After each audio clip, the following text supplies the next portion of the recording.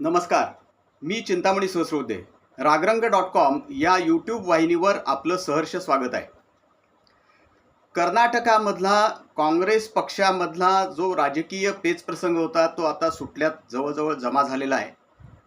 विद्यमान मुख्यमंत्री सिद्धरामय्या काँग्रेसचे ज्येष्ठ नेते त्यांनी आपल्या पदाचा राजीनामा दिला आहे आणि उद्या म्हणजे 30 तारखेला कदाचित त्यांच्या जागी डी.के. शिवकुमार हे जे काँग्रेस पक्षाचे नेते आहेत, ज्येष्ठ नेते आहेत ते पण, आणि पक्षाचे कर्नाटकातले उपमुख्यमंत्री आहेत सरकारचे, ते मुख्यमंत्री म्हणून शपथ घेतील असं एकूण दिसतंय. या सगळ्या घडामोडी अत्यंत वेगानं दिल्लीमध्ये झाल्या. खरं म्हणलं तर अडीच वर्ष असं या दोघांमध्ये वाटणी ठरलेली होती. जेव्हा 23 मध्ये निवडणूक झाली तेव्हा त्यावेळेला बराच काळ घोळ दिल्लीमध्ये चाललेला होता. राष्ट्रीय अध्यक्ष काँग्रेस पक्षाचे कर्नाटकातलेच असल्यामुळं त्याला आणखीनच चांगला वेग आलेला होता त्या सगळ्या घडामोडींना. परंतु सिद्धरामय्या यांनी राजीनामा द्यायला त्यावेळेला नकार दिला होता. 2.5 वर्ष पूर्ण झाल्यानंतर सुद्धा त्यांनी राजीनामा दिलेला नव्हता. 3 वर्ष आता पूर्ण होत आहेत त्यांच्या कारकिर्दीला आणि शेवटी अखेर दिल्लीमध्ये वाटाघाटींचा सिलसिला होऊन त्याच्यामध्ये सिद्धरामय्या यांना राजीनामा देण्यास राजी करण्यात आलेला आहे. आज स्वतःच त्यांनी जाहीर केलेलं आहे की मी राजीनामा देत आहे आणि राज्यातल्याच राजकारणामध्ये मी सक्रिय राहणार आहे.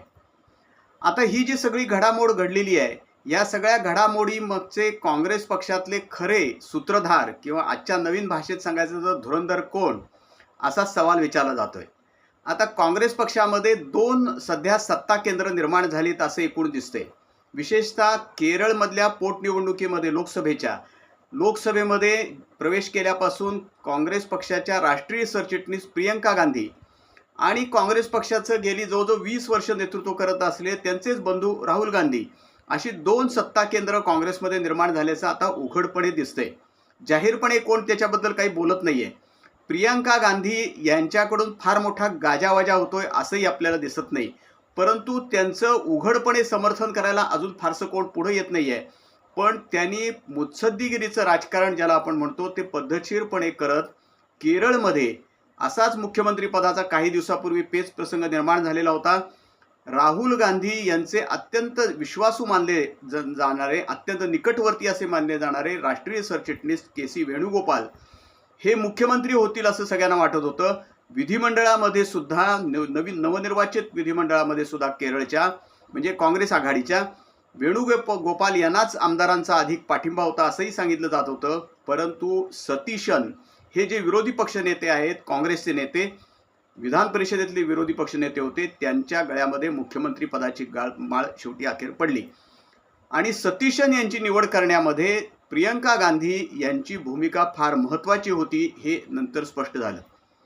वेणुगोपाल यांनाच मुख्यमंत्री करावं असा राहुल गांधींचा स्पष्ट आग्रह होता आणि ते उघडही होतं. वास्तविक सतीशन यांना विधिमंडळ पक्षामध्ये फार मोठा पाठिंबा नव्हता, कारण तिकीट वाटप जे झालेलं होतं काँग्रेसचं त्यामध्ये वेणुगोपाल यांचाच वर्चस्व साहजिकच राष्ट्रीय सरचिटणीस आणि दिल्लीमध्ये दबदबा असलेले नेते म्हणून साहजिक राहिलेला होता. परंतु त्यांच्याबरोबरच्या मित्रपक्षांचा दबाव वाढत गेला आणि सतीशन यांची निवड झाली. आत्ता सुद्धा डी.के. शिवकुमार यांची जी उपमुख्यमंत्री म्हणून काम करत होते त्यांची आता मुख्यमंत्री पदासाठी जी निवड झालेली आहे त्यामध्ये सुद्धा प्रियंका गांधी यांचाच रोल, त्यांचीच भूमिका ही अतिशय महत्त्वाची ठरली असं मानलं जाते.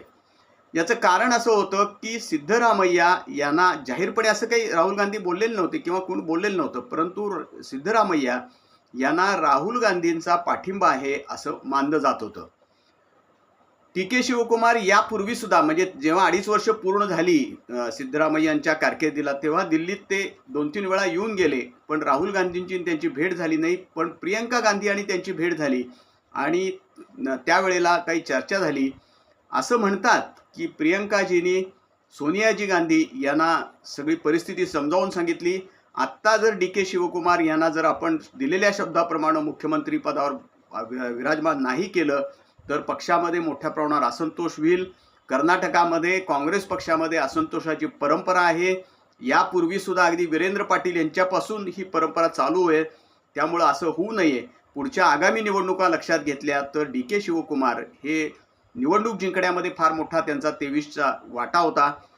पक्षाचे आधारस्तंभ आहेत, पक्षाची सगळी एकूण साधन सामुग्री याच्या बाबतीत सुद्धा शिवकुमार यांचा मोठा पुढाकार असतो.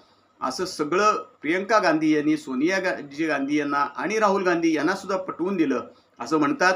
आणि अखेर DK शिवकुमार यांचा मार्ग आता मोकळा होतोय मुख्यमंत्री पदाचा असं दिसतंय. याआधी सुद्धा म्हणजे हिमाचल प्रदेशमध्ये काँग्रेस पक्षाचं सरकार आहे. एकूण आपण देशाचा विचार केला तर 4 ठिकाणी काँग्रेस पक्षाची सरकार आहे.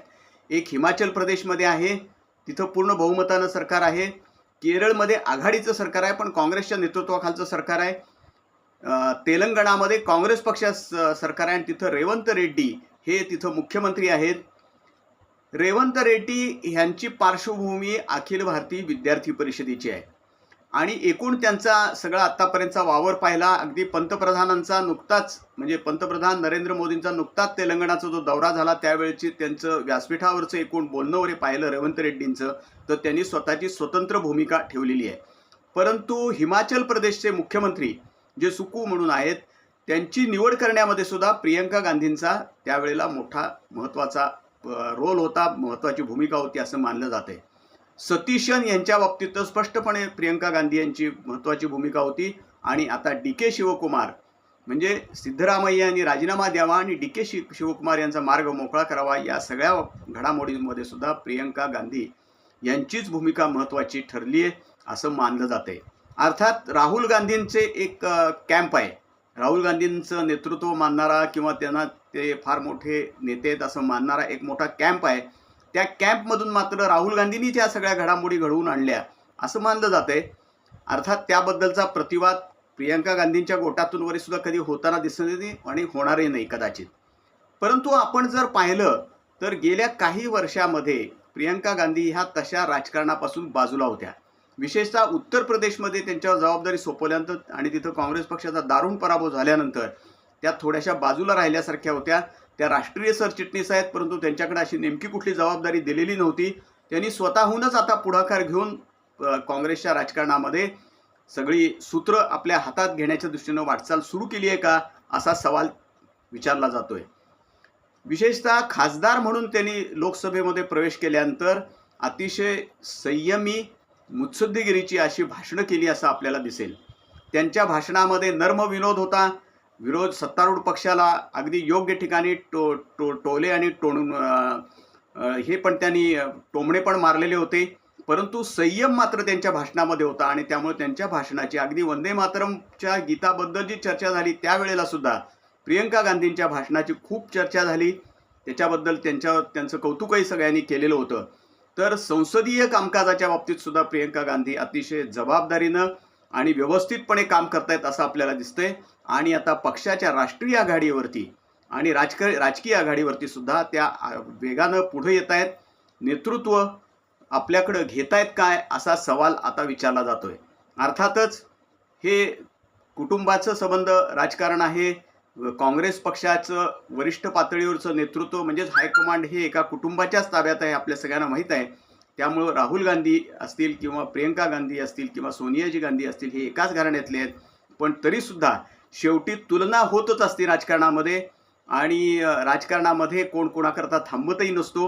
परंतु एकूण जर आपण पाहिलं तर काँग्रेस पक्षामध्ये गेल्या काही दिवसामध्ये विशेषतः केरळच्या निवडणुकीनंतर आणि लोकसभेमधली प्रियंका गांधी यांची भाषणं पाहिल्यानंतर आपल्याला असं म्हणावं लागतं की काँग्रेसमध्ये प्रियंका गांधींच्या पर्वाला सुरुवात झाली आहे का असा सवालही आपल्याला विचारावा वाटते. पाहूया काय काय होतंय ते. राजकारण आहे शेवटी हे आणि राजकारणामध्ये अनेक गोष्टी घडत असतात.